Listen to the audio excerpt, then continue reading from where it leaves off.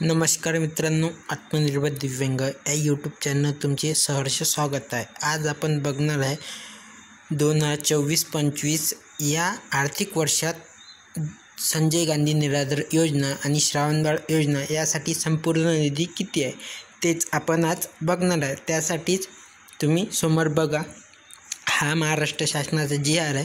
संजय गांधी निराधार अनुदान योजनेतील अनुसूचित जाती लाभार्थ्यांसाठी सन 2024-25 या आर्थिक वर्षाकरिता अनुदानाचे वितरण महाराष्ट्र शासन सामाजिक न्याय व विशेष सहायता विभाग यांनी हा GR काढलेला आहे। आणि इथं तुम्ही तारीख पण बघू शकता, 6 सप्टेंबर 2024 रोजी हा GR निघाला आहे। शासन निर्णय बघा, सर्व 2024-25 या आर्थिक वर्षामध्ये अनुसूचित जाती लाभार्थ्यांकरिता संजय गांधी निराधार अनुदान योजनेसाठी अंमलबजावणी ₹475 कोटी फक्त इतका अर्थसंकल्पीय तरतूद मंजूर करण्यात आलेली आहे। सदरून योजनेसाठी मंजूर अर्थसंकल्पीय तरतूद 16 कोटी इतका निधी संदर्भ क्रमांक 3 येथील शासन निर्णयाद्वारे वितरित करण्यात आला आहे। त्या अनुषंगाने अनुसूचित जाती लाभार्थ्यांकरिता संजय गांधी निराधार अनुदान योजनेसाठी माहे सप्टेंबर 2024 कालावधीसाठी खर्चासाठी मंजूर केलेली रक्कम 56,18,16,648 फक्त या शासन निर्णयात सोबतच्या वितरणपत्राप्रमाणे वितरित करण्यास शासन याद्वारे मान्यता देत आहे। तसेच मासिक वितरण पत्रानुसार निधी पुढे मागे ओढवू घेण्याची सुविधा अर्थसंकल्पीय अंदाज वितरण व संनियंत्रण प्रणालीवर देण्यात आलेली आहे। आता तुम्ही बघू शकता मित्रांनो, इथं पूर्ण आर्थिक वर्षासाठी आपल्याला निधी दिला आहे आणि 475 कोटी एवढा निधी आपल्याला दिला आहे।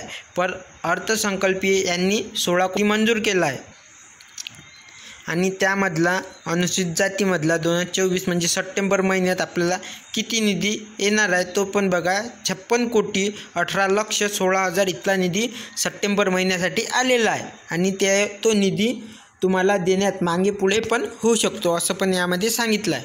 संजय गांधी निराधार अनुदान योजना व श्रावणबाळ सेवा राज्य निवृत्तीवेतन योजना या योजनेतील लाभार्थी माहे एप्रिल 2024 पासून अर्थसहाय्याचे वितरण DBT पोर्टलद्वारे करण्याचा शासन मानस होता, परंतु सदरून योजनेतील लाभार्थी माहिती तालुका जिल्हाधिकारी कार्यालयाकडून भरण्यात न आलेल्या योजनेतील लाभार्थ्यांना अर्थसहाय्य मिळण्यास विलंब होऊ नये म्हणून माहे सप्टेंबर 2024 पर्यंत अर्थसहाय्याचे वितरण अर्थसंकल्पीय वितरण ब्रिन्स प्रणालीवर करण्यात येत आहे।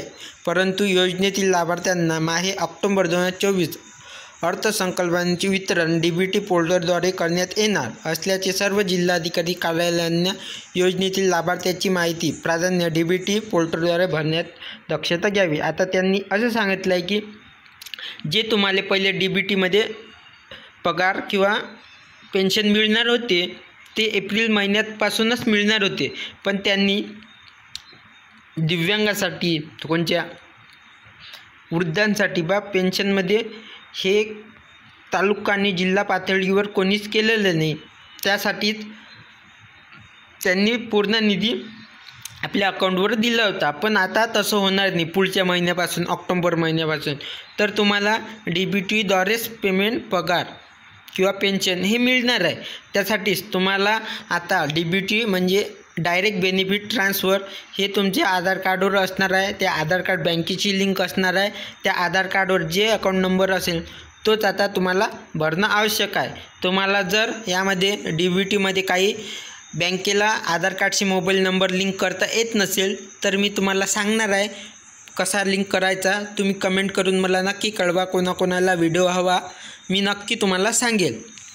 सर्व जिल्हाधिकारी यांना कळवण्यात येते की सोबतच्या वितरणपत्रातील स्तंभ क्रमांक 3 न्यू CO कोडवर संबंधित जिल्ह्यांचा निधी वितरित करण्यात आलेला आहे।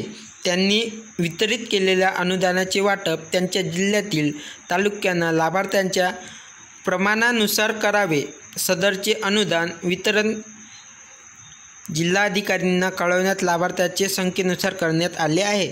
यांना असे सांगितले की सर्व जिल्हाधिकाऱ्यांना नवीन जो स्तंभ दिला आहे न्यू CO कोड यावर सर्व निधी वितरित करण्यात आलेला आहे।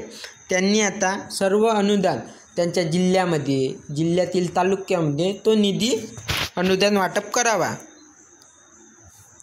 सदृश निधीमधून झालेला खर्च मागणी क्रमांक NS3 मुख्य लेखा शीर्ष 2235 सामाजिक सुरक्षा व कल्याण 02 समाज कल्याण 789 अनुसूचित जाती उपयोक्ता 01 वृद्ध दुर्बल व निराधारांना अनुदान 0101 संजय गांधी निराधार अनुदान योजना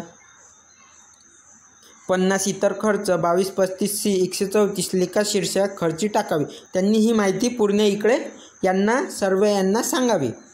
5 नंबरचं यांनी सांगितलं आहे, सर्व जिल्हाधिकाऱ्यांना कळवण्यात येते की त्यांनी सदर देयक कोषागारातून सादर करण्याची दक्षता घ्यावी। तसेच त्यांनी हा खर्च कोणत्याही परिस्थितीत त्यांच्याकडून सुपूर्द करण्यात आलेला अनुदानापेक्षा जास्त होणार नाही यावर दक्षता घ्यावी। सर्व जिल्हाधिकाऱ्यांना असं पण सांगण्यात आहे, तुम्हाला जेवढा निधी पाहिजे असेल तुमच्या तालुक्याला तुम्हाला तेवढाच निधी तुम्ही मागावा, जास्त निधी तुम्ही मागू नका।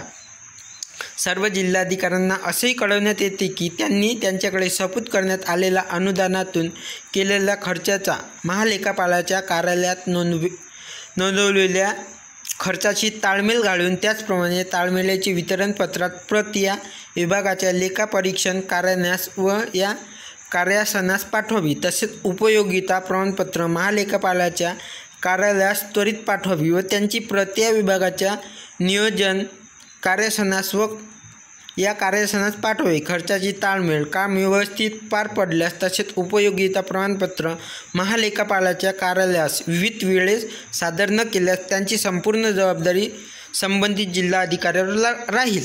यांना सर्व जिल्हाधिकाऱ्यांना असं पण सांगितलं आहे, तुम्हाला जेवढा निधी पाहिजे तुमच्या तालुक्यासाठी तेवढाच निधी तुम्ही घ्या आणि तुम्ही जो निधी पूर्ण खर्च केला तो महालेखापालाच्या कार्यालयामध्ये नोंदवा। तुम्ही निधी किती घेतला आहे आणि तो निधी तुम्ही घेतलेला आहे यांची पूर्ण प्रमाणपत्रामध्ये महालेखापाल कार्यालयात पाठवावी। याची पूर्ण माहिती तुम्हाला जेवढा निधी पाहिजे असेल तेवढाच निधी घेतला आणि खर्चाची ताळमेळ काम व्यवस्थित पार पडल्यास तो खर्च महालेखापालाच्या वेळेत सदर द्यावे आणि त्यांनी जर हा निधी महालेखापालाच्या कार्यालयात सांगितला नाही तर संपूर्ण जबाबदारी जिल्हाधिकारी राहील असं पण यांनी सांगितलं आहे।